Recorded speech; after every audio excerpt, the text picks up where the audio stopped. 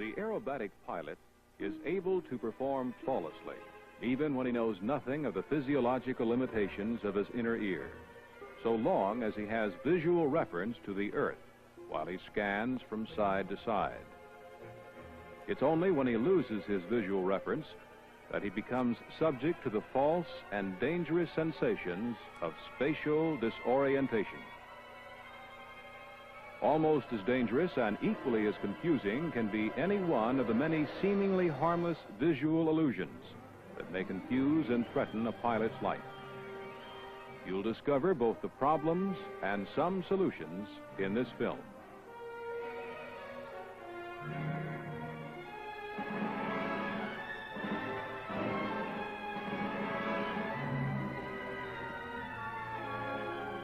The two main causes of pilot disorientation are either vestibular, referring to the inner ear, or visual in nature. We begin with some visual illusions which can affect every pilot, whether he has his instrument ticket or not.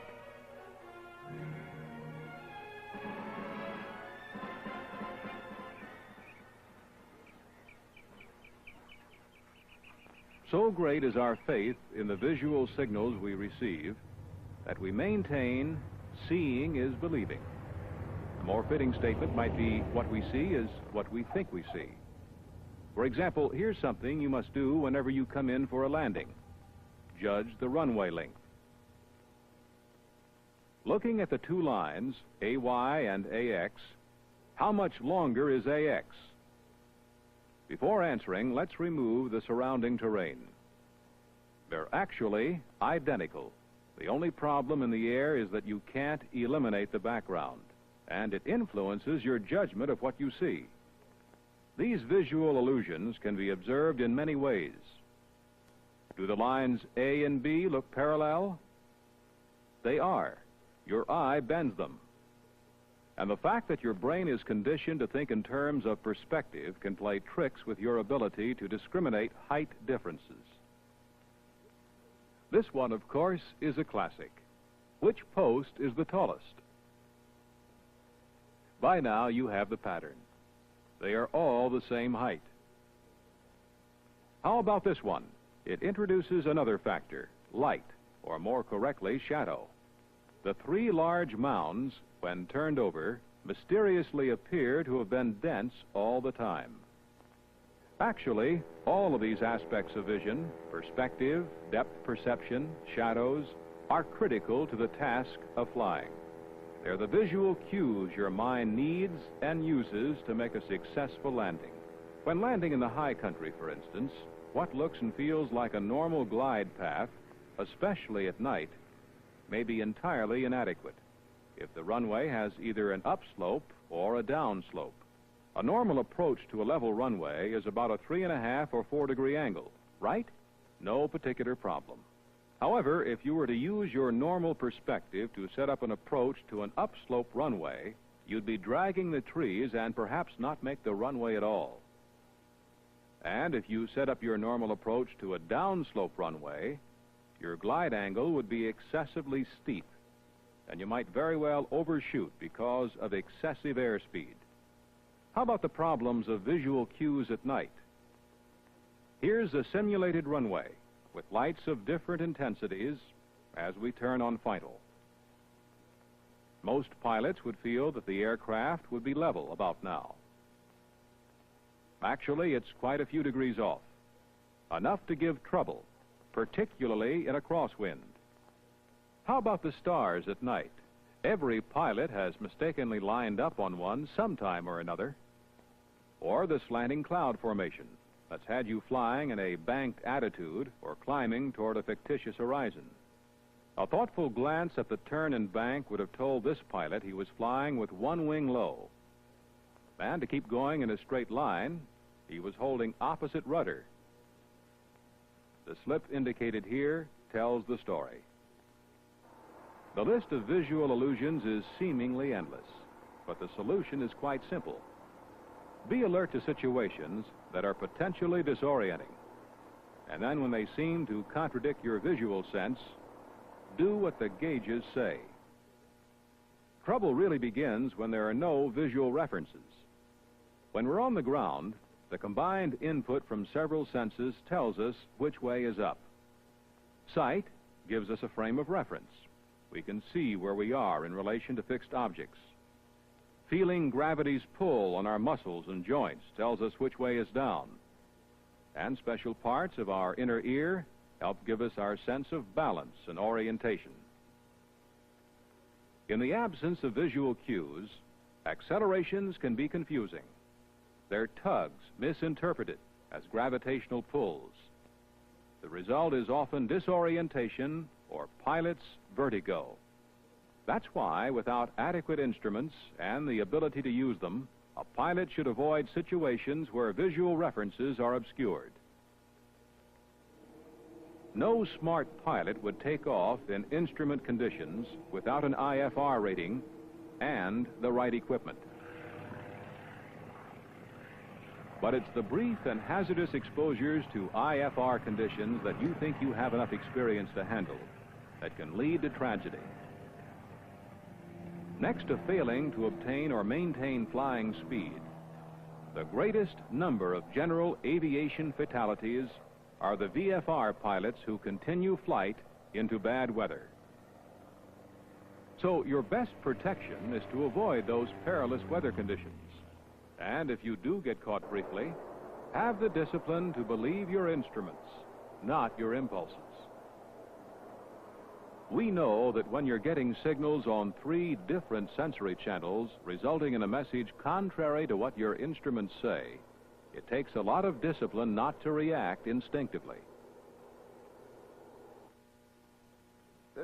This simple demonstration will change the mind of any skeptic who believes he's immune to the effects of vertigo. You indicate with the stick the direction that the body sensations tell you that you're turning. To avoid motion sickness and to cut out outside lights and visual reference points, we will blindfold you, and you'll be looking at some blue lights. I'll spin you to the right, but at all times indicate the direction that the body sensations tell you that you're turning. And you can experience most of the sensations of vestibular disorientation right on the ground. The best way is to attend a local accident prevention clinic. Notice he indicates that he is slowing down. Stopped. Now he indicates that he's turning to the left. Now at this point, I will accelerate you to the left. And you're really turning to the left now, aren't you, sir? Yes. Would you remove your hood? Unbelievable? Yes, it is. Yes, it is unbelievable. But by looking at the remarkable mechanics of the inner ear, we can learn how it was able to confuse our subject. We'll be looking at only one set of semicircular canals, although there is a set located on either side of the head, just inside the ear, at about eye level. The 3 canals, each in a different axis, correspond to the roll, pitch, and yaw planes of any good gyro. Let's look at the movement of just one axis as an example. A cutaway of the canal, which would sense angular accelerations in yaw. Shaped something like the shell of a snail, the canal is filled with the fluid. Microscopic hairs embedded in the cupula sense the movement of the fluid. Let's see what happens in our subject's inner ear when he's rotated. Due to inertia, the fluid in the canal lags behind the rotation, thus bending the cupula, and the vestibular nerve transmits a clockwise indication to the brain. As the rotation approaches a constant speed of about 15 RPM, the fluid slowly begins to catch up, all the while giving the impression the subject is slowing down, a false sensation. Had he been kept at a constant 15 RPM for several moments, the cupula would have returned to the vertical position when both fluid and canal rotate at the same speed, giving another false sensation, that of no motion at all. Deceleration causes the subject to sense a counterclockwise turn due to the cupula's tilt in the opposite direction. And when he stopped suddenly to 0 RPM, the fluid continues to rush onward, bending the cupula all the way over, indicating a violent turn to the left. What you've just seen isn't just laboratory theory, and it doesn't just apply to inexperienced pilots. Here's Al Hall, on the right, an airline captain with more than $30,000. He's in charge of training his company's 747 pilots. Obviously, if there's anyone who should be able to outguess the seat of his pants, it should be Al. Let's watch and see if our theory is correct.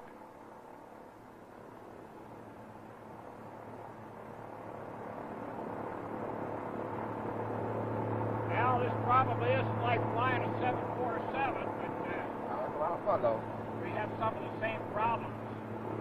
What we're going to do here is to demonstrate how the senses, how your ear will fool you when you can't see outside the airplane and you don't have any instruments to look at. I'd like to have you put this scarf over your eyes and make sure that you can't see changes of light from the sun. I want you to get your hands and feet off the controls now, and I'm going to put the airplane in a turn. And you'll feel it going into the turn, and then I want you to tell me what you feel. It feels now like we're rolling into a left turn. Yeah, we're now established at some angle of bank in a left turn, and it appears constant. Okay. Just a left turn. I'm just going to Feels keep a the left airplane stable here. And while we're in this attitude here, Al, would you turn. Feels like we rolled out of the left turn, man. Real smoothly, though. Okay, it feels like we rolled I think out. we're in a right turn now. Okay. I think we're in just a smooth, that we just roll smoothly around to the right. Okay, roll your head back, Al, as though you were looking up. All right, come forward. And what do you feel like we're doing now? Like we rolled over to the right. Okay, take your blindfold off. Oh. Unbelievable. Did we roll from left to right, as I was saying? All we did was I just rolled the airplane out to level flight, and it's been in level flight all the time. And when you rolled your head back, like you reached for an overhead switch and came forward, you felt like the airplane had gone into a turn to the right and diving. We were still level. What do you think of that? It's unbelievable. Yes, it is unbelievable.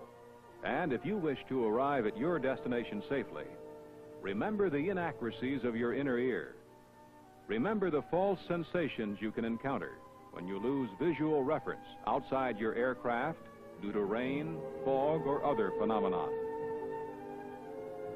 And don't forget the pitfalls of visual illusions and how your eyes can deceive you as easily as your inner ear. Briefly put, learn to live with your instruments. It makes good sense.